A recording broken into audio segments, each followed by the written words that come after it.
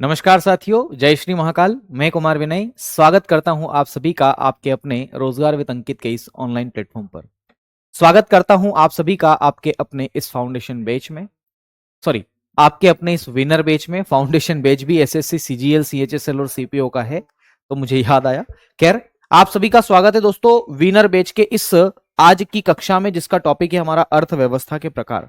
आज हम types of economy की बात करेंगे, लेकिन टाइप्स ऑफ इकोनॉमी की बात करने से पहले मैं आपके साथ डिस्कस करना चाहूंगा कि हम अर्थव्यवस्था के क्षेत्रों के बारे में पढ़ रहे थे, और मैंने कल आपको बताया था कि अर्थव्यवस्था के मुख्य क्षेत्रों की अगर बात की जाए तो मुख्य क्षेत्र 3 है, जिसमें प्राथमिक क्षेत्र, द्वितीय क्षेत्र और तृतीय क्षेत्र आता है। ठीक है, उसके बाद में अगर कुल क्षेत्रों की बात करें तो चतुर्थक और पंचम क्षेत्र भी आपको कुछ किताबों में देखने को मिलता है। ठीक है, तो मैंने तृतीय क्षेत्र तक आपको चीजें बता दी थी, एक बार मैं उसका रिवाइज करवा देता हूं। मैंने बताया था कि प्राइमरी सेक्टर, जिसे आप प्राथमिक क्षेत्र कहते हैं, उसका और भी दूसरे नाम है। जैसे एक नाम उसका कृषि और एलाइड एक्टिविटीज है, तो कृषि और संबद्ध क्षेत्र भी आप उसे हिंदी में कह देते हैं। कृषि के साथ बहुत सारे ऐसे एग्जाम्पल है जो जुड़े हुए हैं इस प्राइमरी सेक्टर में आने वाले। जैसे अगर कोई किसान खेती करता है तो खेती के साथ साथ वह क्या क्या करेगा, तो पशुपालन भी करेगा, एनिमल हस्बेंड्री भी करेगा। क्यों?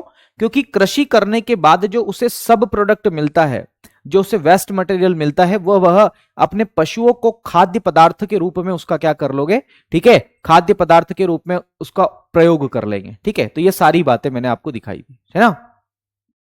चलिए, फिर दूसरी बात मेरे साथियों, दूसरा जो क्षेत्र है उसे आप द्वितीय क्षेत्र कहते हैं, जिसे आप सेकेंडरी सेक्टर के नाम से जानते हैं, जिसे आप मैन्युफैक्चर्ड सेक्टर के नाम से भी जानते हैं। मैन्युफैक्चरिंग सेक्टर आप इसे कह देते हैं, इंडस्ट्रियल सेक्टर आप इसे कह देते हैं, औद्योगिक क्षेत्र भी आप इसे कह देते हैं। ठीक है, तो ये सारी बातें हैं।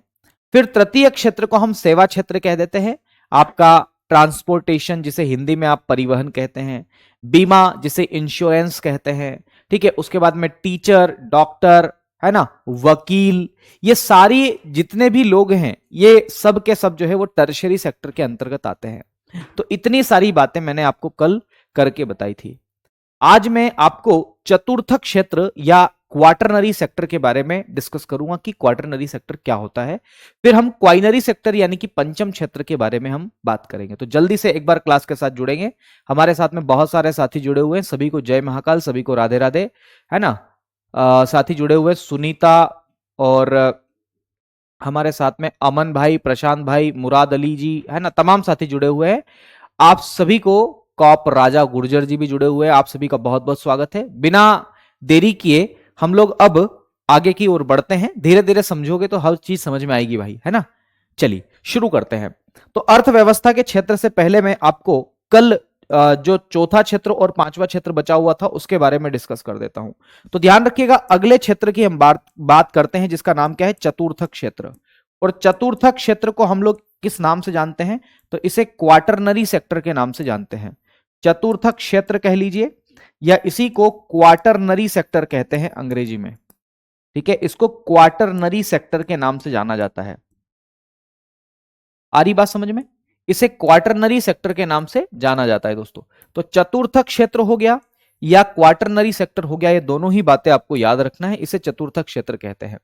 इस चतुर्थक क्षेत्र को हम और किस नाम से जानते हैं, तो ध्यान रखिएगा, इस चतुर्थक क्षेत्र को हम बौद्धिक क्षेत्र या नॉलेज सेक्टर के नाम से भी जानते हैं। अगर आपसे कोई पूछ ले कि भैया बताइए इसका और क्या नाम है, तो इस क्वार्टरनरी सेक्टर को हम नॉलेज सेक्टर के नाम से भी जानते हैं, क्योंकि यहां पर बुद्धि की आवश्यकता होती है, इंटेलेक्चुअल चीजों की आवश्यकता होती है। तो ध्यान रखिएगा, इसका अन्य नाम मैं लिख करके आपको बताता हूं। इसका अन्य नाम क्या है, इसका अन्य नाम क्या है मेरे साथियों, तो ध्यान रखना, इसे हम बौद्धिक क्षेत्र के नाम से जानते हैं। नॉलेज सेक्टर हम इसे कहते हैं। मैं लिख रहा हूं बौद्धिक क्षेत्र, इसे हम बौद्धिक क्षेत्र के नाम से जानते हैं। ठीक है, इसको हम किस क्षेत्र के नाम से जानते हैं, तो बौद्धिक क्षेत्र के नाम से जानते हैं। इसे अंग्रेजी में नॉलेज सेक्टर कहते हैं। नॉलेज सेक्टर कहते हैं। नॉलेज सेक्टर क्यों कहते हैं मेरे साथियों, क्योंकि यहां पर हमें दिमाग की आवश्यकता पड़ती है, यहां पर हमें बुद्धि की आवश्यकता पड़ती है। एक ऐसा क्षेत्र है जिसमें बुद्धि लगाने की आवश्यकता है, तो उसको हम नॉलेज सेक्टर के नाम से जानते हैं। जैसे इस सेक्टर में कौन कौन से एग्जाम्पल आते हैं, तो ध्यान रखना, ऐसे काम गांव में रहने वाला मांगीलाल नहीं कर सकता, उसके लिए उसको एक विशेष दक्षता लेनी पड़ती है। तो गांव में रहने वाला मांगीलाल ये काम नहीं कर सकता, तो फिर कौन कौन से उदाहरण इसके अंतर्गत आते हैं जिसके लिए बुद्धि की आवश्यकता पड़ती, बहुत ही खतरनाक बुद्धि की आवश्यकता पड़ती है। तो जब आप किसी आईटी इंडस्ट्रीज में काम करते हैं साथियों, आईटी इंडस्ट्रीज का मेरा मतलब है इंफॉर्मेशन एंड टेक्नोलॉजी, तो मैं लिखता हूं सूचना और प्रौद्योगिकी, जिसे इंफॉर्मेशन एंड टेक्नोलॉजी कहते हैं। तो सूचना और प्रौद्योगिकी, सूचना और प्रौद्योगिकी, ठीक है, आईटी सेक्टर हम इसे कह देते हैं, सूचना और प्रौद्योगिकी क्षेत्र, जिसे मैं शॉर्ट फॉर्म में लिख रहा हूं आईटी सेक्टर। आईटी का मतलब होता है इंफॉर्मेशन टेक्नोलॉजी सेक्टर। तो सूचना प्रौद्योगिकी क्षेत्र जो है, ये एक ऐसा क्षेत्र है जिसकी जो कि किस क्षेत्र के अंतर्गत आता है, तो ये चतुर्थ क्षेत्र के अंतर्गत आता है। सूचना प्रौद्योगिकी में क्या क्या चीजें आती है, तो ध्यान रखिएगा, सूचना प्रौद्योगिकी में सैटेलाइट्स आते हैं। भैया हमें कोई सूचना चाहिए तो हम क्या करेंगे, सैटेलाइट की मदद से ही तो सूचना लेंगे।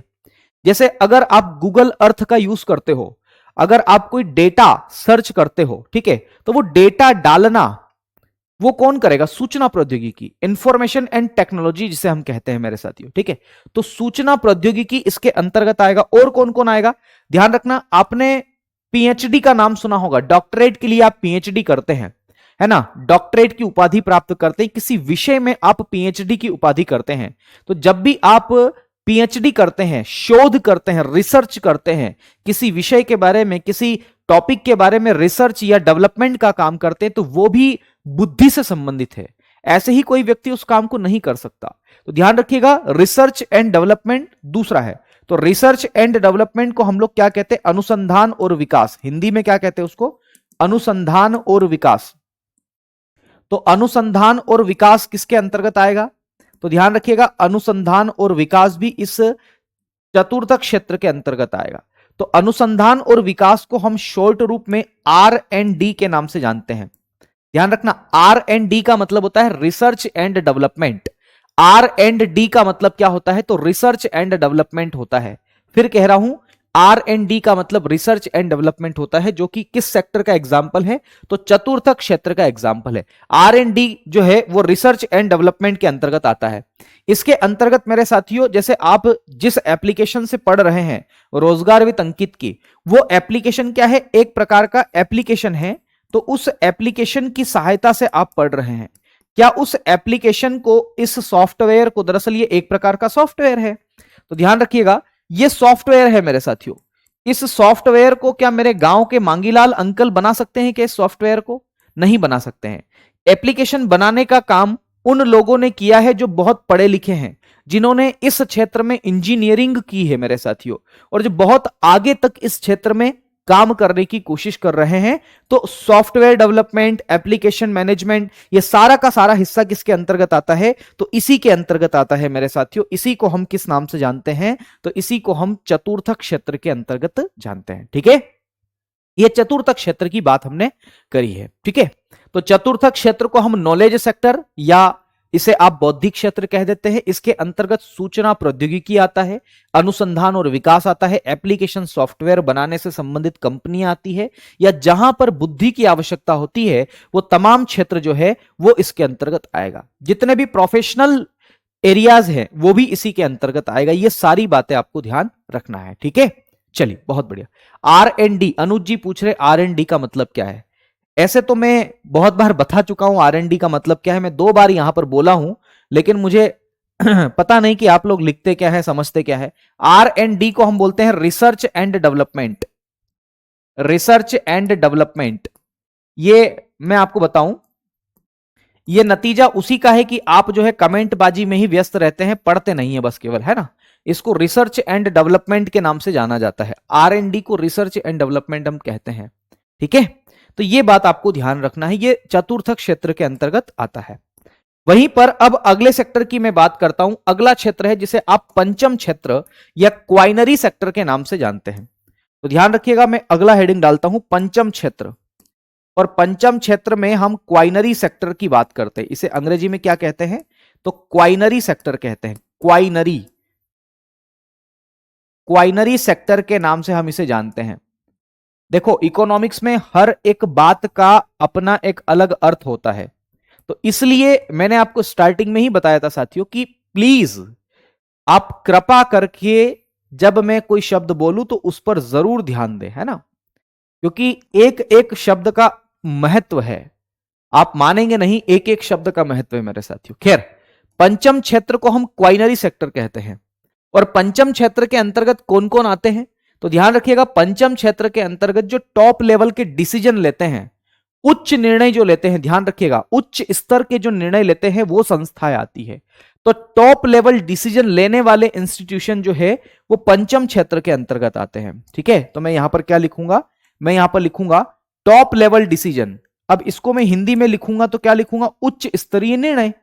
मैं फिर भी लिख देता हूं, कोई बात नहीं, टॉप लेवल डिसीजन, डिसीजन, इसको मैं हिंदी में लिखता हूं उच्च स्तर के निर्णय या उच्च स्तरीय निर्णय, उच्च स्तरीय निर्णय। अभी बताऊंगा ये कौन कौन से निर्णय होते हैं। उच्च स्तरीय निर्णय या टॉप लेवल डिसीजन लेने वाली संस्थाएं, लेने वाली संस्थाएं, लेने वाली संस्थाएं जो है वो किसके अंतर्गत आती है, तो इसी के अंतर्गत आती है। तो टॉप लेवल के जो डिसीजन लेने वाली संस्थाएं हैं, जैसे आपकी परीक्षाएं कब होना है, ये डिसीजन कौन लेगी, ये सरकार लेगी, ये आयोग लेगा। आ रही बात समझ में, ये आयोग लेगा, ये सरकार लेगी। तो ध्यान रखना, जैसे इसमें उदाहरण कौन कौन से आएंगे, तो इसमें उदाहरण आएंगे गवर्नमेंट, इसमें एग्जाम्पल कौन आएगा, तो सरकार आएगी।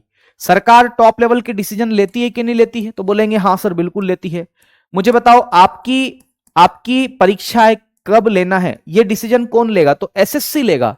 एसएससी एक प्रकार का आयोग है, ठीक है, और वो किसके निर्देशन में काम कर रहा है, तो कहते हैं कि वो जो है स्वायत्त है, लेकिन स्वायत्त है नहीं। सरकार, आपको पता ही है अभी लोकसभा चुनाव है, तो लोकसभा चुनाव के बाद ही वैकेंसी आनी है, तो इनडायरेक्टली वो चीजें समझ में आती है। ठीक है, फिर मैं बात करता हूं आपकी स्कूल की परीक्षाएं कब होगी, कॉलेज की परीक्षाएं कब होगी, तो उसके लिए डिसीजन लेने वाली संस्था कौन है, तो विश्वविद्यालय, यूनिवर्सिटी जिसे आप कहते हैं मेरे साथियों।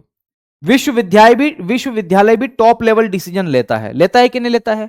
आपकी बीए कर रहे हो, बीएड कर रहे हो, एमएससी कर रहे हो, जो कुछ भी कर रहे हो, उनकी परीक्षाएं कब होगी, उनका डिसीजन आपकी यूनिवर्सिटी लेती है, यह बात आपको ध्यान रखना है। तो टॉप लेवल के डिसीजन लेने वाली संस्था है गवर्नमेंट है, विश्वविद्यालय, यहां तक कि मीडिया भी है मेरे साथियों। मीडिया भी टॉप लेवल का डिसीजन लेता है। हालांकि मीडिया को लोकतंत्र का चौथा स्तंभ हम कहते हैं, फोर्थ पिलर ऑफ डेमोक्रेसी, लेकिन आजकल देखने में यह आ रहा है कि लोकतंत्र का चौथा जो स्तंभ है, फोर्थ पिलर है, वो भी कहीं ना कहीं डूब रहा है। आ रही बात समझ में, तो यह बात आपको ध्यान रखना है। जो मीडिया है उसे लोकतंत्र का, डेमोक्रेसी का फोर्थ पिलर हम कहते हैं। तो मीडिया भी जो है वो क्या करता है, तो मीडिया भी आपके टॉप लेवल डिसीजन लेने की क्षमता रखता है, यह बात आपको ध्यान रखना है। तो सरकार हो गई, विश्वविद्यालय हो गया, मीडिया हो गया, उसी के साथ विज्ञान, साइंस का जो क्षेत्र है दरअसल वो भी इसके अंतर्गत आ सकता है, लेकिन इतना ही पर्याप्त है, ये बात इतनी आप ध्यान रखें, है ना।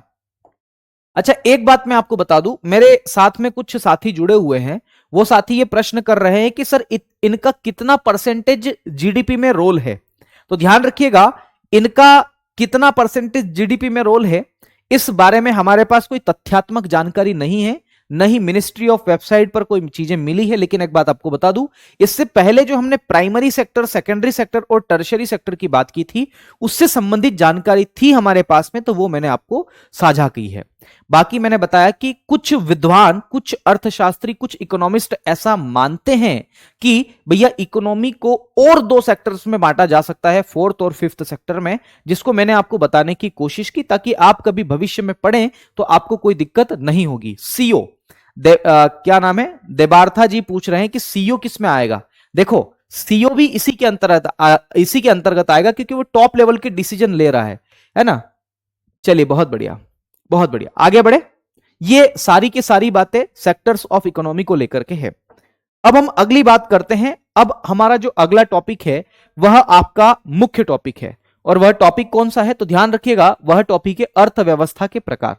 तो आइए अब हम अर्थव्यवस्था के प्रकारों की बात करते हैं। ठीक है,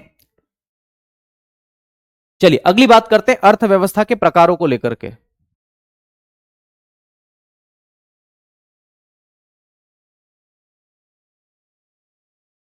आगे बढ़ते हैं दोस्तों, अर्थव्यवस्था के प्रकारों की हम बात करते हैं। अर्थव्यवस्था के कितने प्रकार है, कितने प्रकार है इकोनॉमी के, टाइप्स ऑफ इकोनॉमी की हम बात करेंगे। मैं फिर कह रहा हूं, अर्थव्यवस्था को इकोनॉमी कहते हैं और प्रकार को टाइप कहते हैं, है ना। कहीं आप फिर बात कह दे कि सर अर्थव्यवस्था के प्रकारों को अंग्रेजी में क्या कहते हैं, तो अर्थव्यवस्था के प्रकार को अंग्रेजी में टाइप्स ऑफ इकोनॉमी कहते हैं। इतना लिख लोगे या फिर ये भी लिख दूं, जल्दी से बताएंगे। इसको टाइप्स ऑफ इकोनॉमी हम कहते हैं। क्या कहते हैं मेरे साथियों, इसको टाइप्स ऑफ इकोनॉमी हम कहते हैं। क्या कहते हैं, टाइप्स ऑफ इकोनॉमी। तो अर्थव्यवस्था के कितने प्रकार है, टाइप्स ऑफ इकोनॉमी। ध्यान रखना, इकोनॉमी को अलग अलग टाइप्स में देखकर देखा जा सकता है या बांटकर देखा जा सकता है। इकोनॉमी को समझने के लिए बहुत सारे प्रकारों में इसको बांट करके देखा जाता है। आपने कई बार किताबों में पढ़ा होगा या सुना होगा, अखबारों में देखा होगा, ठीक है। ध्यान रखना, मैं आपको यह कहना चाह रहा हूं कि अर्थव्यवस्था को अलग अलग प्रकारों में आपने सुना होगा। जैसे एक प्रकार आपने सुना होगा खुली अर्थव्यवस्था, जिसे इंग्लिश में ओपन इकोनॉमी के नाम से जाना जाता है। एक अर्थव्यवस्था है जिसे आप बंद अर्थव्यवस्था के नाम से जानते हैं, जिसे आप क्लोज इकोनॉमी के नाम से जानते, क्लोज्ड इकोनॉमी के नाम से जानते हैं। एक आपने इकोनॉमी का नाम सुना होगा अल्प विकसित अर्थव्यवस्था, जिसे अंडर डेवलप्ड इकोनॉमी के नाम से जानते हैं। एक आपने सुना होगा डेवलप्ड इकोनॉमी, ठीक है, जिसे आप विकसित अर्थव्यवस्था के नाम से जानते हैं अंग्रेजी में। और फिर एक आपने नाम सुना होगा मेरे साथियों, जिसका मतलब क्या होता है, तो ध्यान रखिएगा, उसका मतलब होता है विकासशील अर्थव्यवस्था, जिसको हम अंग्रेजी में अंडर डेवलप या डेवलपिंग इकोनॉमी के नाम से हम जानते हैं, ठीक है। यह बात ध्यान रखना है। तो अर्थव्यवस्था के अलग अलग क्षेत्र है, अर्थव्यवस्था के अलग अलग प्रकार भी है। अर्थव्यवस्था को मुख्य रूप से 3 आधारों पर बांट करके देखा जा सकता है। सबसे पहला आधार है कि आपके संबंध कैसे हैं। जैसे किसी व्यक्ति के संबंध किसी दूसरे व्यक्ति से हो सकते हैं, कैसे भी हो सकते हैं।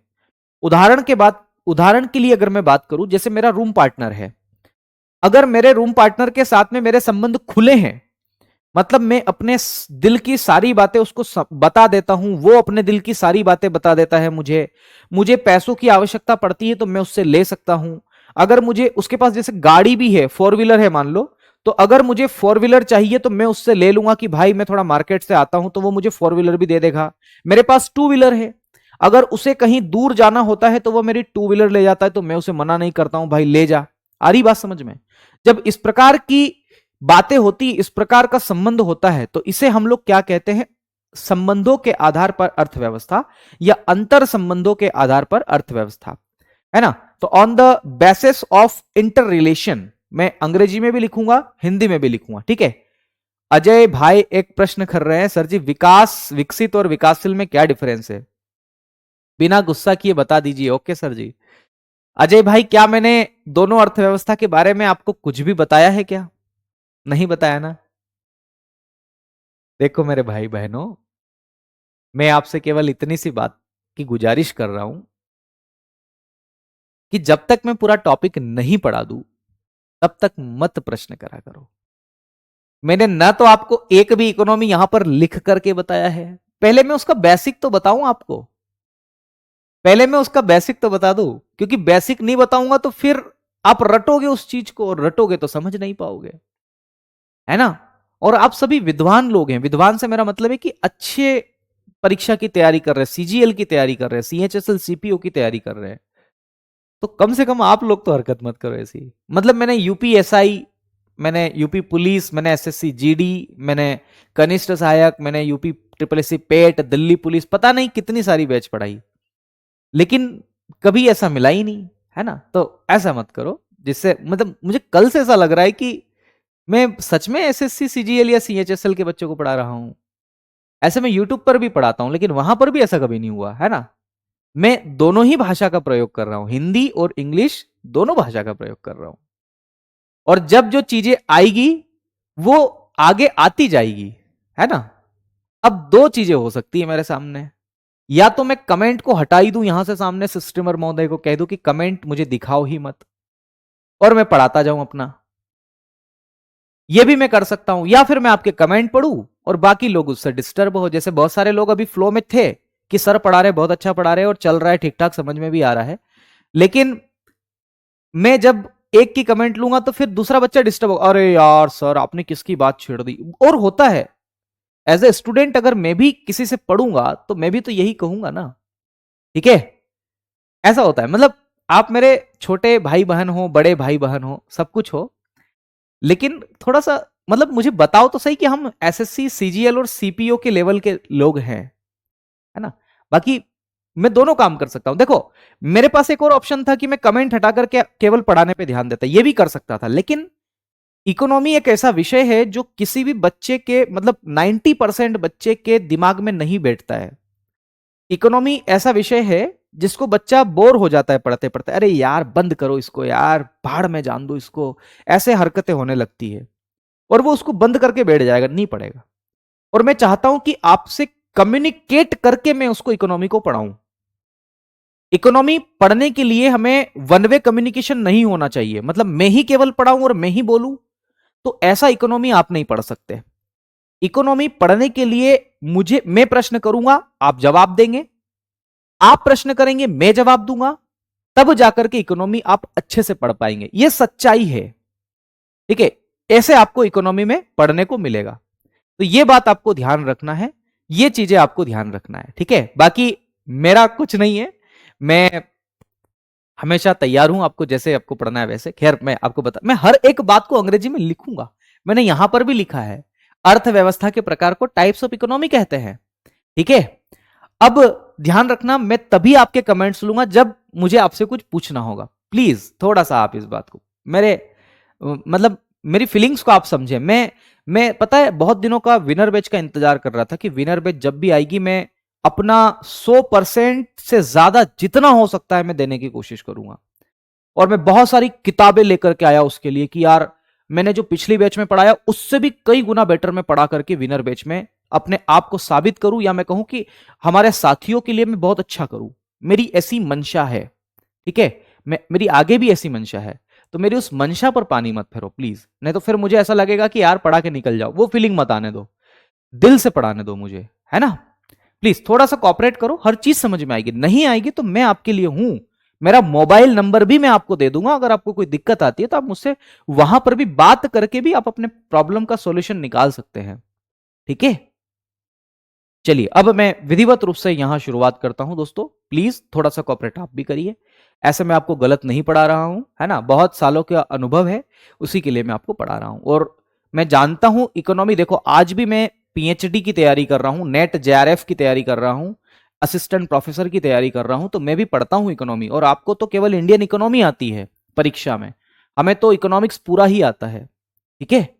तो मैं अब आगे बात करता हूं, ठीक है भाई, जैसी जैसी जिस सबकी इच्छा है वैसा आप करो, कोई दिक्कत नहीं है ना। तो मैं अब आपको यहां पर बताने की कोशिश करता हूं अर्थव्यवस्था के प्रकारों की। ध्यान रखिएगा, अर्थव्यवस्था के प्रकारों को 3 आधारों पर बांट करके देखा जा सकता है। सबसे पहला है अंतर संबंधों के आधार पर, मैं अंग्रेजी में भी लिखूंगा डोंट वरी, अंतर संबंधों के आधार पर।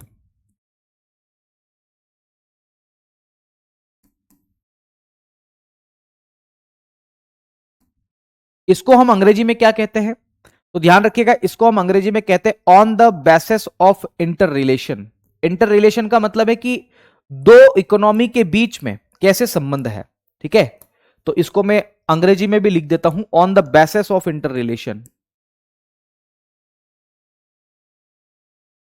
On the basis of inter relation, inter relation,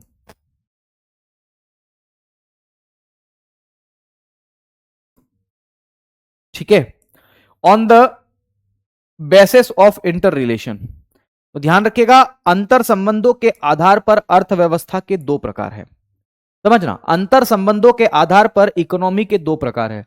कौन कौन से प्रकार है, तो एक को आप कहते हैं खुली अर्थव्यवस्था, खुली, खुली अर्थव्यवस्था जिसे आप अंग्रेजी में ओपन इकोनॉमी के नाम से जानते हैं। इसे किस नाम से जानते हैं, ओपन इकोनॉमी। तो खुली अर्थव्यवस्था आप इसे कह देते हैं मेरे साथियों, इसे आप खुली अर्थव्यवस्था के नाम से जानते हैं। ध्यान रखना, अंतर संबंधों के आधार पर अर्थव्यवस्था के 2 प्रकार है, एक को हम कहते हैं खुली अर्थव्यवस्था और दूसरे को हम क्या कहते हैं, तो दूसरे को हम कहते हैं बंद अर्थव्यवस्था, और बंद अर्थव्यवस्था को आप क्लोज्ड इकोनॉमी के नाम से जानते हैं। ठीक है, बंद अर्थव्यवस्था, बंद अर्थव्यवस्था। अभी केवल समझ ले, मैंने आपको बताया कि अंतर संबंधों के आधार पर, इंटर रिलेशन के आधार पर जो है वह इकोनॉमी को दो पार्ट में डिवाइड करके देखा जाता है। एक को हम कहते हैं ओपन इकोनॉमी और क्लोज्ड इकोनॉमी। अंतर संबंध का मतलब है कि इंटर रिलेशन कैसा है। जैसे मैंने आपको एग्जांपल दिया कि मेरे और मेरे रूम पार्टनर के बीच में संबंध कैसा है। अगर मैं अपने रूम पार्टनर से गाड़ी मांगता हूं, वो मुझसे गाड़ी मांगता है। अगर मैं उनसे कोई चीज मांगता हूं, वो मना नहीं करता, वो कहता भाई तेरी ही तो है, ले ले यार। मैं कहता हूं भाई नहाने के लिए बाल्टी ले लूं क्या, वो कहता बिल्कुल ले जा, है ना। अगर उसने मना कर दिया कि नहीं भाई तुम मेरी बाल्टी मत ले जाओ, मतलब संबंध कैसा है, संबंध बंद है। अगर उसने कहा ले जाओ, मतलब संबंध खुला है। तो ध्यान रखिएगा, ऐसे ही देश की इकोनॉमी के बीच में भी होता है। जब दो या दो से अधिक कंट्रीज की जो इकोनॉमी है उसके बीच में रिलेशन ओपन हो, हम उससे जो हमारे पास रिसोर्सेस नहीं है हम उससे मंगवा लेते हो, यानी कि आयात कर लेते हो। हमारे पास जो एक्स्ट्रा रिसोर्सेस है उसको हम उसके साथ में बेच देते हैं, यानी कि एक्सपोर्ट एंड इंपोर्ट करते हैं अगर हम, तो उसे हम कहते हैं ओपन इकोनॉमी। और अगर कोई देश हमें यह कह दे नहीं भाई हम तुमको ये सामान नहीं देने वाले, या हम तुमसे सामान नहीं खरीदने वाले, यानी कि आयात और निर्यात जिसे इंपोर्ट एंड एक्सपोर्ट कहते हैं, अगर वह बंद हो किसी भी दो इकोनॉमी के बीच में, तो ध्यान रखिएगा उसे हम बंद अर्थव्यवस्था या क्लोज्ड इकोनॉमी कहते हैं। तो इंटर रिलेशन के आधार पर या on the basis of inter relation there are two types of economy. First of all open economy and second is one आपकी कौन सी है, तो क्लोज्ड इकोनॉमी। ये दोनों बातें आपको ध्यान रखना है, ठीक है। दूसरी बात मेरे साथियों, दूसरी बात यह है कि अर्थव्यवस्था को हम दूसरे आधार पर भी डिवाइड करके देखते हैं। ध्यान रखिएगा, वो आधार है कि विकास कितना हुआ है, किसी भी देश की अर्थव्यवस्था का विकास कितना हुआ है, किसी भी देश की इकोनॉमी का डेवलपमेंट कितना हुआ है। तो on the basis of development, विकास की अवस्था के आधार पर अर्थव्यवस्था के कितने प्रकार हैं। तो on the basis of development हम देखें कि किसी देश की इकोनॉमी का डेवलपमेंट कितना हुआ है। डेवलपमेंट अगर सबसे कम हुआ है तो उसे हम कहेंगे अल्प विकसित, अंडर डेवलपिंग। अगर डेवलपमेंट अल्प विकसित देशों से थोड़ा अधिक हुआ है तो उसे हम कहेंगे विकासशील, जो अभी भी डेवलपमेंट के नजरिए में है। आ रही बात समझ में। उसके बाद में जैसे ही विकास सबसे ज्यादा हो जाएगा, जैसे अमेरिका, जापान, चाइना, जर्मनी, इन देशों की जो इकोनॉमी है वह विकसित अर्थव्यवस्था जिसे डेवलप्ड इकोनॉमी के नाम से जानते हैं। आ रही बात समझ में। तो मैं लिख रहा हूं विकास के आधार पर अर्थव्यवस्था के प्रकार। विकास के आधार पर,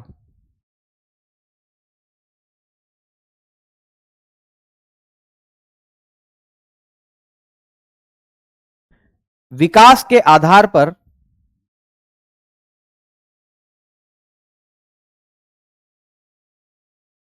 विकास के आधार पर, ठीक है। तो विकास के आधार पर, या इसी को हम अंग्रेजी में किस नाम से जानते हैं, तो इसको हम कहते हैं on the basis of development, है ना, विकास के आधार पर। तो मैं इसको अंग्रेजी में क्या लिखूंगा, ऑन द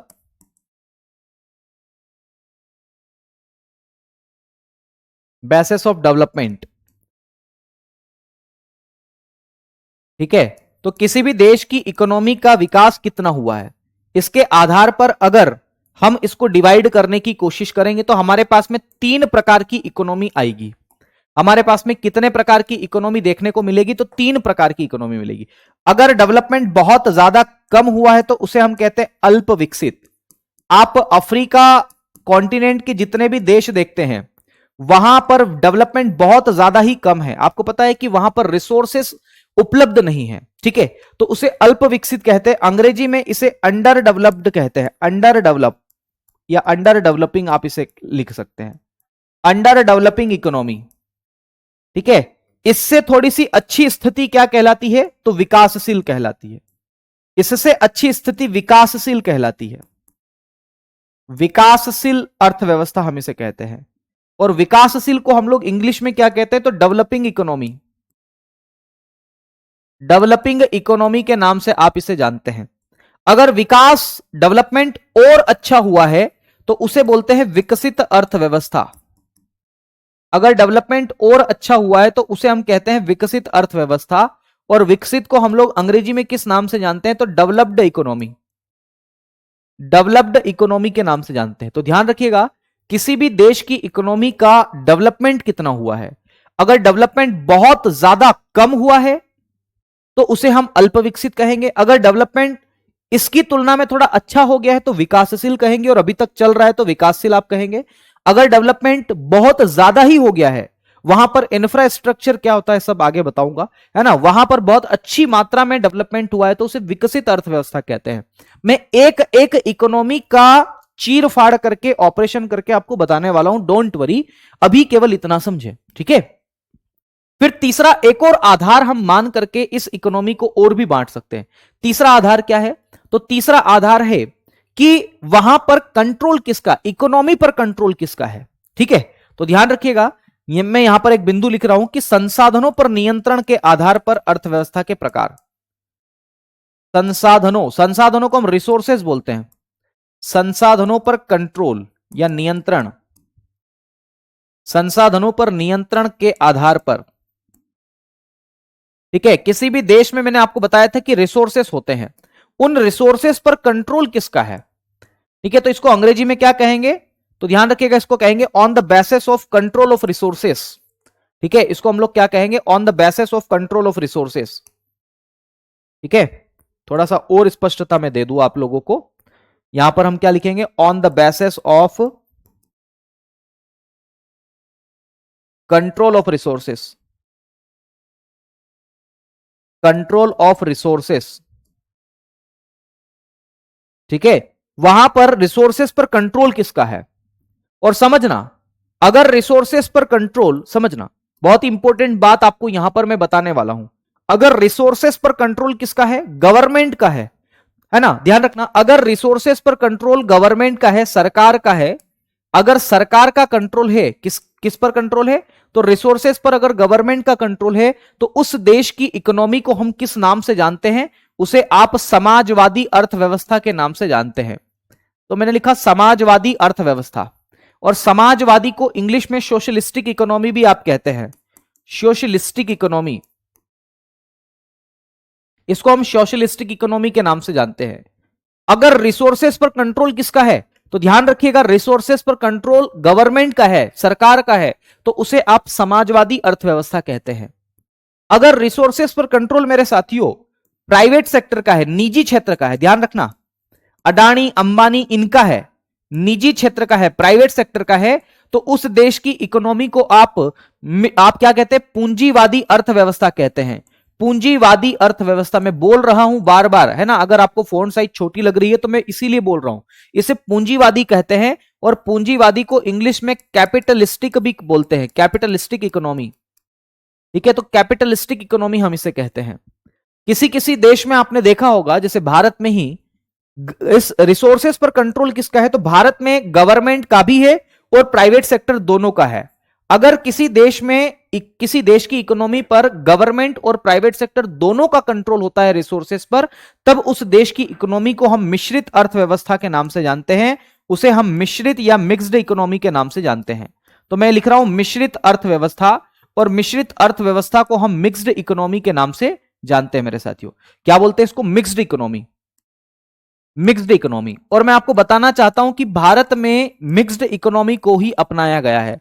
मिक्स्ड इकोनॉमी में क्या होता है? तो यहां पर रिसोर्सेस पर कंट्रोल किसका होता है? तो ध्यान रखिएगा, गवर्नमेंट सेक्टर और प्राइवेट सेक्टर दोनों का होता है, दोनों ही रिसोर्सेस पर कंट्रोल जो है वो रखती है। आ रही बात समझ में? ये बात को ध्यान रखना है। तो मैंने इकोनॉमी के इतने टाइप्स आपको बताए हैं, इन सभी प्रकारों को हमें पढ़ना है, इन सभी टाइप्स को हमें पढ़ना है, ठीक है। परीक्षा में प्रश्न कैसे कैसे बन सकते हैं एग्जाम में? तो ईशा जी ध्यान रखिएगा, परीक्षा में प्रश्न ये बन सकते हैं कि भैया बताइए मिक्स्ड इकोनॉमी में कौन कौन से दो संस्थाएं होती है? तो गवर्नमेंट भी होती है और प्राइवेट सेक्टर भी होता है, ठीक है। बहुत बढ़िया। चलिए, अगर मैं आपको स्पष्टता पहले ही दे दूं तो ध्यान रखना, भारत में अगर अंतर संबंधों के आधार पर इकोनॉमी को देखा जाए तो ओपन इकोनॉमी है, क्योंकि भारत के पास में जो रिसोर्सेस नहीं है वह दूसरे देशों से खरीद लेता है, और जो भारत के पास में सरप्लस प्रोडक्शन है हम दूसरे देशों को बेच देते हैं। यानी कि भारत में एक्सपोर्ट एंड इंपोर्ट दोनों होता है। और अगर दोनों होता है तो भारत की इकोनॉमी कैसी इकोनॉमी है? तो भारत की इकोनॉमी को हम ओपन इकोनॉमी के नाम से जानते हैं। वहीं अगर डेवलपमेंट के बेसिस पर हम बात करें तो भारत की जो इकोनॉमी है वह विकासशील अर्थव्यवस्था है, डेवलपिंग इकोनॉमी है। आज भी भारत अपनी इकोनॉमी को लेकर के डेवलपमेंट कर रहा है, नए नए कीर्तिमान रच रहा है, बहुत सारी प्रसिद्धियां भी हासिल कर ली है। आ रही बात समझ में? फिर अगर हम बात करें भारत में संसाधनों पर कंट्रोल किसका है, रिसोर्सेस पर कंट्रोल किसका है, तो हमारे देश की इकोनॉमी में रिसोर्सेस पर कंट्रोल मेरे साथियों गवर्नमेंट का भी है और प्राइवेट सेक्टर का भी है। इसलिए भारत में जो इकोनॉमी होती है इस कंट्रोल ऑफ रिसोर्सेस, या ध्यान रखना रिसोर्सेस पर कंट्रोल के आधार पर, तो उसे हम कहते हैं मिक्स्ड इकोनॉमी। तो ये तीन आधार मैंने बताए, तीनों ही आपने पढ़े होंगे, कभी ना कभी कहीं ना कहीं देखने की कोशिश आपने की होगी। ठीक है, आ रही बात समझ में? आगे बढ़ा जाए। आइए अब बिना देरी किए हम इसकी शुरुआत करते हैं मेरे साथियों। तो सबसे पहले हम अंतर संबंधों के आधार पर इकोनॉमी को देखने की कोशिश करते हैं, on the basis of inter relation. तो आइए जरा, अब मैं डायरेक्टली यहां पर लिखता हूं खुली अर्थव्यवस्था और बंद अर्थव्यवस्था। एक तरफ में लिख रहा हूं खुली अर्थव्यवस्था, और इसको हम अंग्रेजी में क्या कहते हैं, तो ओपन इकोनॉमी कहते हैं। खुली अर्थव्यवस्था मैंने लिखा, जिसे हम लोग ओपन इकोनॉमी के नाम से जानते हैं। इसे हम लोग किस नाम से जानते हैं? ओपन इकोनॉमी कहते हैं।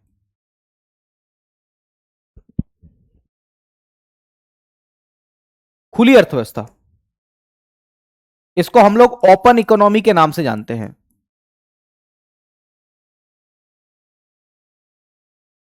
ठीक है, इसको हम खुली अर्थव्यवस्था के नाम से जानते हैं, ओपन इकोनॉमी। और एक और इकोनॉमी होती है जिसे हम किस नाम से जानते हैं? बंद अर्थव्यवस्था के नाम से। तो दोनों को हम डिफरेंस के माध्यम से पढ़ने की कोशिश करते हैं। ठीक है, देखो बेटा, ये कब तक कंप्लीट होगा? अभी तो हमने शुरुआत ही करी है, आज मेरे ख्याल से तीसरा ही लेक्चर होगा, है ना? तो थोड़ा सा रुकिए, आराम से करवाऊंगा, डोंट वरी। सीपीओ की एग्जाम तक मैं वो पार्ट जरूर करवा दूंगा जो परीक्षा में बहुत ज्यादा पूछा जाता है। मैं कोशिश करूंगा कि सीपीओ की एग्जाम तक ये पूरा ही पार्ट हो जाए, और अगर संभव रहा मैं आप लोगों के लिए ऐसा भी कर सकता हूं कि सीपीओ की एग्जाम से पहले मैं संडे संडे भी आपकी 2-2 3-3 घंटे क्लास लेके कंप्लीट करवाने की कोशिश करूं।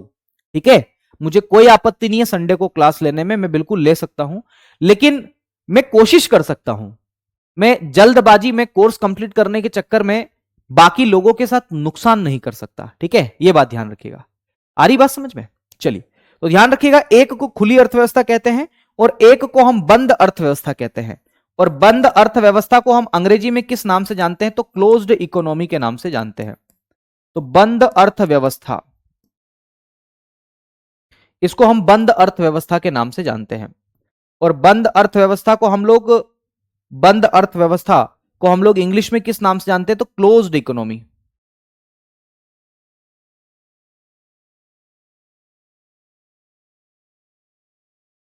क्लोज्ड इकोनॉमी के नाम से जानते हैं। ठीक है, चलिए बहुत बढ़िया, इसे हम क्लोज्ड इकोनॉमी के नाम से जानते हैं।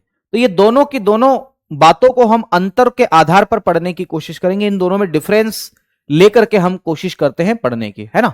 तो खुली अर्थव्यवस्था और बंद अर्थव्यवस्था क्या होती है, जरा ध्यानपूर्वक समझना।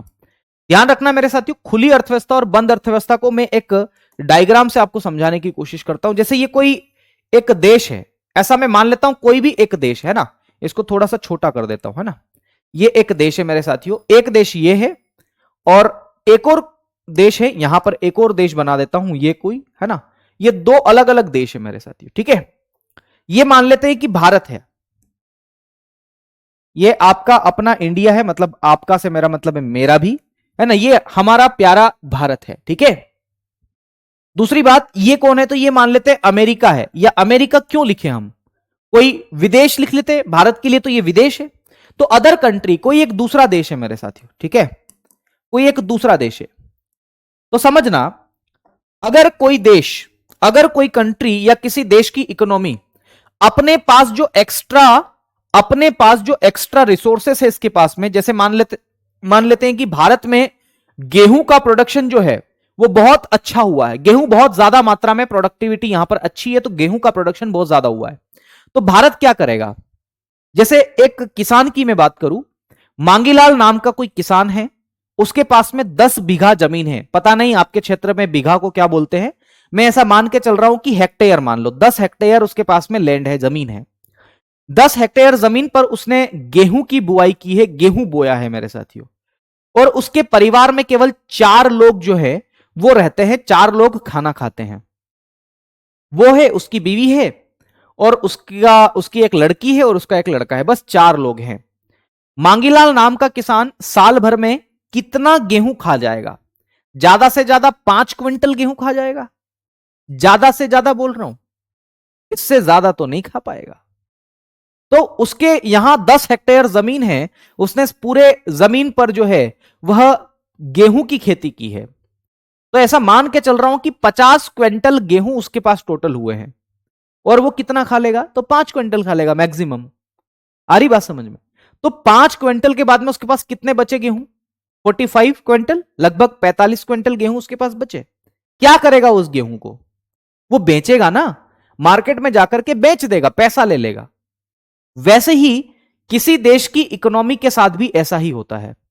अगर किसी भी देश की इकोनॉमी में किसी भी वस्तु का या कमोडिटी का या गेहूं का या किसी भी वस्तु का, हम कह दें वस्तु का मतलब सारी चीजें, अगर प्रोडक्शन ज्यादा होता है तो वह देश क्या करता है? दूसरे देश को क्या करता है? तो दूसरे देश को वह बेच देता है। और इकोनॉमी में किसी चीज को बेचने को हम लोग क्या कहते हैं? निर्यात करना, एक्सपोर्ट करना कहते हैं। ठीक है, तो ध्यान रखिएगा, अगर किसी देश की इकोनॉमी के द्वारा कोई वस्तु या सामान दूसरे देश को क्या किया जाता है? बेचा जाता है। यह मैंने ऐसा कर दिया एक्सपोर्ट, इसका मतलब क्या होता है? एक्सपोर्ट करना। भैया भारत से सामान दूसरे देश में जा रहा है, इसका मतलब क्या हो रहा है? एक्सपोर्ट हो रहा है। और एक्सपोर्ट को हम हिंदी में, शुद्ध हिंदी में आप लोगों के लिए मैं बोलूं तो बेच रहा है। ये किसको बेच रहा है? किसी भी दूसरे देश को बेच रहा है। इसको इकोनॉमी में, इकोनॉमी की भाषा में इसे हम लोग हिंदी में निर्यात कहते हैं, और इंग्लिश में इसी को हम क्या कहते हैं? एक्सपोर्ट कहते हैं। आ रही बात समझ में? तो अगर कोई देश अपने यहां जो रिसोर्सेज ज्यादा है उन रिसोर्सेज को दूसरे देशों के साथ बेच रहा है, और कभी कभी ऐसा भी हो सकता है कि किसी देश की इकोनॉमी में रिसोर्सेस की कमी हो।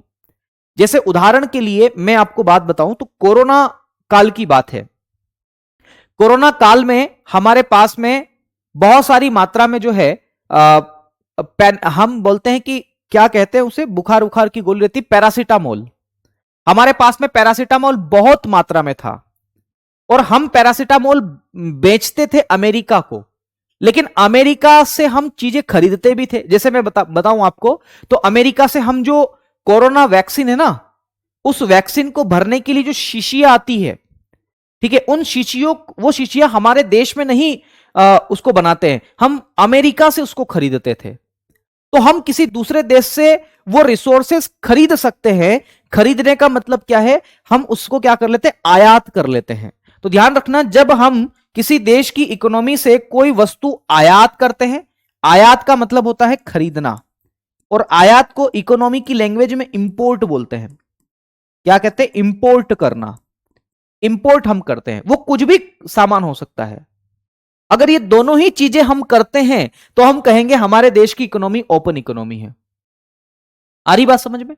सिंपल सी बात है। शुद्ध एक लाइन में अगर मैं बात करूं तो बात यह है केवल कि अगर किसी देश की इकोनॉमी में एक्सपोर्ट एंड इंपोर्ट दोनों को एक्सेप्ट किया जाता है तो उसे हम लोग क्या कहते हैं? ओपन इकोनॉमी कहते हैं। आ रही बात समझ में? और जैसा कि मैंने एक एग्जाम्पल दिया था मेरे दोस्त का, और मैंने ये कहा था कि भाई मैं तेरी गाड़ी ले जाऊं, उसने कहा भाई ले जा, जो मेरा है सो तेरा है। फिर उसने मुझसे कहा भाई मुझे थोड़ा ये चाहिए वो चाहिए, तो मैंने भी कहा भाई जो ले जा, तू मुझे दे सकता है तो मैं तुझे क्यों नहीं दे सकता। अगर संबंध ऐसा है तो इसे हम कहते हैं ओपन इकोनॉमी। और जब देश के इकोनॉमी के साथ होता है तो वो देश के स्तर पर आ जाती है बात। आ रही बात समझ में? तो आपको एक बात देखने को मिल रही होगी कि इसमें एक्सपोर्ट एंड इंपोर्ट दोनों को क्या किया जाता है? एक्सेप्ट किया जाता है। तो मैं इसी में एक बात यहां पर लिखना चाहता हूं ओपन में, कि इसमें एक्सपोर्ट एंड इंपोर्ट, जिसे हम आयात और निर्यात कहते हैं, इसमें आयात, आयात को हम क्या कहते हैं? इंपोर्ट। इंपोर्ट मतलब कोई चीज खरीदना या आयात करना। इसमें आयात और निर्यात, इसमें आयात और निर्यात, निर्यात को हम क्या कहते हैं? एक्सपोर्ट कहते हैं ना। मैं यहां पर लिख देता हूं, दोनों को स्वीकार किया जाता है, दोनों को स्वीकार किया जाता है। आ रही बात समझ में? मुझे बताओ, अगर दोनों को एक्सेप्ट करेंगे, जो मेरे पास नहीं है मैं किसी और से ले लूंगा, जो मेरे पास एक्स्ट्रा है मैं किसी और को दे दूंगा, ठीक है? तो ध्यान रखिएगा, उसे हम लोग किस नाम से जानते थे? अगर ऐसी पॉलिसी हम अपनाएंगे तो उसे हम क्या कहते हैं? Liberal policy. अरे यार बहुत उदार है भाई, है ना? आप पड़ोसी के घर पे जाओ, आपके घर में चीनी खत्म हो गई है, आप जैसे ही जाते हो, अंकल जी आंटी जी एक कटोरी चीनी दे दो ना, चाय में कमी पड़ रही है। तो आंटी जी बोले अरे बेटा ले जा जा जा, उस डब्बे में रखिए ले जा। कभी कभी उनका भी बालक आपके यहां आता होगा, तेल खत्म हो गया सरसों का, सब्जी बनानी है, दे दीजिए थोड़ा सा, आप बोलते बेटे ले जा। तो पॉलिसी कैसी है? ये लिबरल पॉलिसी है। ये कैसी पॉलिसी है बेटा? लिबरल पॉलिसी है। तो ध्यान रखिएगा, इसे उदारवादी नीति भी कहते हैं। तो पूछा जाता है कि ओपन इकोनॉमी में, खुली अर्थव्यवस्था में किस नीति का पालन किया जाता है? तो उदारवादी नीति का पालन किया जाता है। तो उदारवादी नीति, इसे हम लिबरल पॉलिसी भी कहते हैं मेरे साथियों। इसको इंग्लिश में किस नाम से जानते हैं? तो लिबरल पॉलिसी के नाम से जानते हैं। तो ध्यान रखिएगा, उदारवादी नीति को अपनाया किसमें जाता है? किसमें उदारवादी नीति को अपनाया जाता है? तो ओपन इकोनॉमी में अपनाया जाता है। आ रही बात समझ में? ओपन इकोनॉमी में अपनाया जाता है। तो ये दोनों ही बातें आपको याद रखना है। खुली अर्थव्यवस्था में क्या क्या बातें हैं? तो खुली अर्थव्यवस्था में आयात और निर्यात दोनों को ही, ध्यान रखना, एक्सेप्ट किया जाता है और इसमें लिबरल पॉलिसी को अपनाया जाता है। ये दोनों बातें केवल ओपन इकोनॉमी में, ध्यान रखना है। ओपन इकोनॉमी में कौन कौन से एग्जाम्पल आएंगे? तो भारत सबसे बेस्ट एग्जाम्पल है। बाकी जितने भी देश है आज वर्तमान में, जितने भी देश है, चाहे वो नॉर्थ कोरिया हो, साउथ कोरिया हो, कोई से भी देश, ध्यान रखना है, आपने पढ़ा होगा, मुझे पता है आप ही में से 2-4 बच्चे कमेंट कर देंगे और बोलेंगे कि सर फलाने टीचर ने तो ये बताया था कि वो तो इसमें आता है, वो इसमें आता है, पर बेटा वो भी अब उसमें नहीं आता है।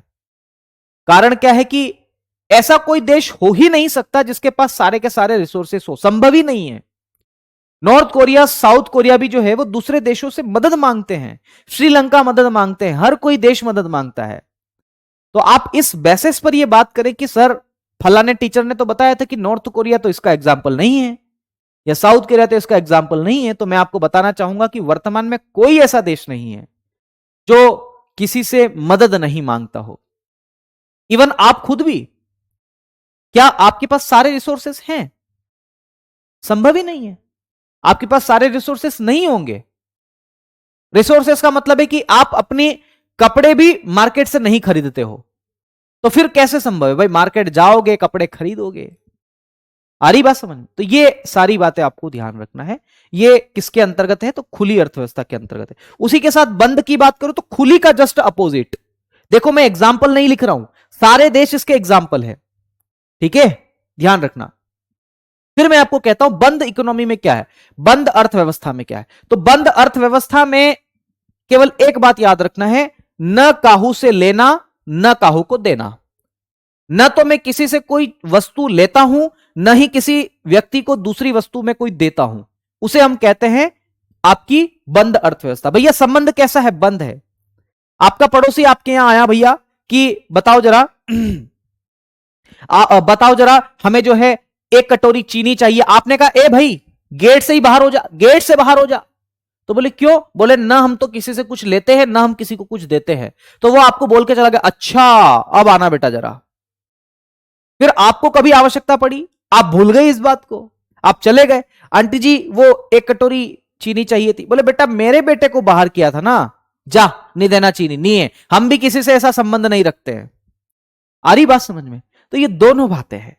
तो ध्यान रखना, बंद अर्थव्यवस्था में, अब मैं डायग्राम नहीं बनाऊंगा, डायरेक्ट लिखूंगा, मैं इसमें लिखूंगा इसमें आयात और निर्यात दोनों पर प्रतिबंध होता है, बैन होता है। इसमें आयात और निर्यात, देखो मैं अंग्रेजी में हर एक शब्द को पहले ही लिखवा चुका हूं, बार बार लिख करके समझ आया होता है और कुछ नहीं, है ना? तो इसमें आयात और निर्यात, जो अंग्रेजी माध्यम वाले साथी हैं मैं उनको पहले ही बता चुका हूं कि आयात को इंपोर्ट कहते हैं। इसमें आयात और निर्यात को हम एक्सपोर्ट कहते हैं। इसमें आयात और निर्यात दोनों पर प्रतिबंध होता है, दोनों पर प्रतिबंध होता है। प्रतिबंध का मतलब है बैन।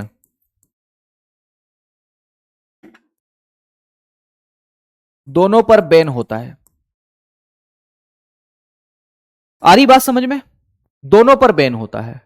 और अगर बात करें कि ऐसे देश किस नीति को अपनाते, अच्छा ऐसा ऐसा ऐसा कौन व्यक्ति कर सकता है जो कहे कि नहीं भाई, ना तो मुझे किसी से कुछ लेना है, ना मैं किसी को कुछ दूंगा? ऐसा कौन व्यक्ति कर सकता है? तो ध्यान रखिएगा, ऐसा केवल एक ही व्यक्ति कर सकता है। और वो व्यक्ति क्या है? तो वो व्यक्ति है मेरे साथियों, जिसके पास में सारे रिसोर्सेस हैं। तो वो जिस नीति का पालन करेगा उसे संरक्षणवादी नीति हम कहते हैं, कंजर्वेटिव पॉलिसी हम इसे कहते हैं। तो ध्यान रखिएगा, इसमें बोलता हूं मैं कि इसमें संरक्षणवादी नीति को अपनाया जाता है।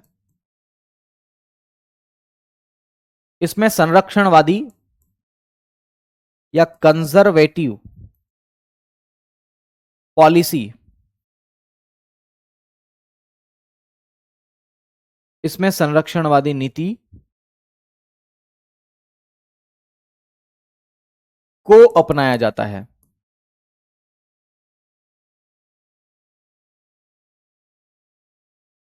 ठीक है, इसमें संरक्षणवादी नीति को अपनाया जाता है। ये open economy and closed economy की बात हो गई। ठीक है, आ रही बात समझ में? यहां तक बताएं, कोई दिक्कत है क्या किसी को? ठीक है, अब देखो, मुझे पढ़ाना तो बहुत सारी बातें थी, है ना? ये भी मुझे पढ़ाना है, ये भी मैं पढ़ाऊंगा, लेकिन मैं अल्प विकसित, विकासशील और विकसित अर्थव्यवस्था के बारे में भी पढ़ाना चाहता था, लेकिन समय हो चुका है ना? तो ध्यान रखिएगा, अब हम बात करेंगे कल। तो मुझे यहां तक बताएं, किसी को कोई डाउट हो तो मुझे बता दो। देखो, मैं एक बार और रिवीजन करवा देता हूं कि मैंने क्या क्या पढ़ाया है। मैंने आपको यह बताया कि चतुर्थ क्षेत्र किसे कहते हैं, तो क्वार्टरनरी सेक्टर ऐसे क्षेत्र को कहते हैं जिसमें बुद्धि की आवश्यकता पड़ती है। बौद्धिक क्षेत्र भी आप इसे कह देते हैं, नॉलेज सेक्टर भी आप इसे कह देते हैं। नॉलेज सेक्टर का मतलब क्या होता है, तो ध्यान रखिएगा, इसमें आईटी, आर&डी, एप्लीकेशन, सॉफ्टवेयर मैनेजमेंट, सब कुछ चीजें आती है। ठीक है, ये बात ध्यान रखना है। ठीक है, आ रही बात समझ में? चलिए, फिर अगली बात क्या है, पंचम क्षेत्र। बेटा ये सब क्या है, मुझे एक बात बताओ। ये मैंने सॉफ्टवेयर लिखा, एप्लीकेशन लिखा, ये तो ऑलरेडी अंग्रेजी के शब्द है। ये अंग्रेजी के ही शब्द है अनुज भाई, ये अंग्रेजी के शब्द है। ठीक है, रिसर्च एंड डेवलपमेंट लिखा, इंफॉर्मेशन एंड टेक्नोलॉजी लिखा, टॉप लेवल डिसीजन खुद अंग्रेजी का शब्द है ना? गवर्नमेंट मैंने बोला, यूनिवर्सिटी मैंने बोला, मीडिया खुद अंग्रेजी का शब्द है। ठीक है, फिर मैंने सब एक शब्द तो अंग्रेजी में लिखे हैं, ये देखिए। ठीक है, फिर मैंने ओपन इकोनॉमी और क्लोज्ड इकोनॉमी के बारे में बताया। तो चलिए फिर आज के लिए इतना ही करते हैं। कोई आपके डाउट्स हो तो मैं देख लेता हूं। सर इससे पहले इकोनॉमी इस तरह से नहीं पढ़ी मुराद अली जी। मैं कोशिश करता हूं मुराद जी की बहुत अच्छे तरीके से मैं आपको पढ़ा पाऊं। Aaradhya ji, okay sir, no problem, पहली बार इकोनॉमिक्स पढ़ने में मजा आया, thank you thank you. Sujeet भाई, आपसे पढ़ने के बाद इकोनॉमिक्स से डर नहीं लगता? बिल्कुल नहीं लगेगा। ठीक है, रीचा जी, ऑल क्लियर। और बताएं सर, आप बहुत अच्छा पढ़ाते हैं, थैंक यू गोपाल भैया, है ना? सीमा सेन, सर आप बहुत अच्छे से समझा रहे हो, यू आर द बेस्ट। ऐसा नहीं है, मैं कोशिश कर रहा हूं कि आपको अच्छे से समझा सकूं। आप पढ़ाते हैं, टाइम का पता ही नहीं चलता। राजन जी, बिल्कुल नहीं पता चलता। अनुज भाई, इंग्लिश के वर्ड्स इंग्लिश में लिखो। अच्छा, आप चाहते हैं कि मैं एप्लीकेशन को APPLICATI और लिखूं, है ना? ठीक है भाई, ऐसा भी लिख देंगे। और बताओ, ठीक है, कमेंट दिखाओ एक बार ऊपर के।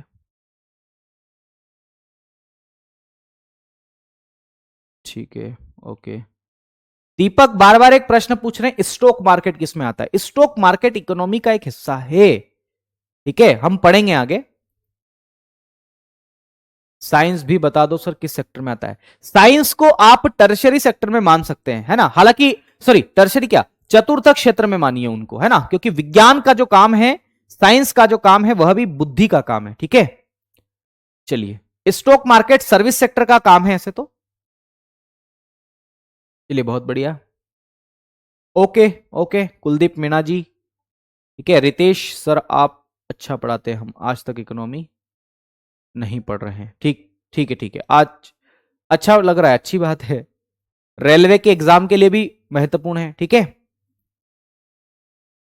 इकोनॉमी से स्नातक हूं और बहुत अच्छे से समझ में आ रहा है। बिपिन जी, थैंक यू, है ना?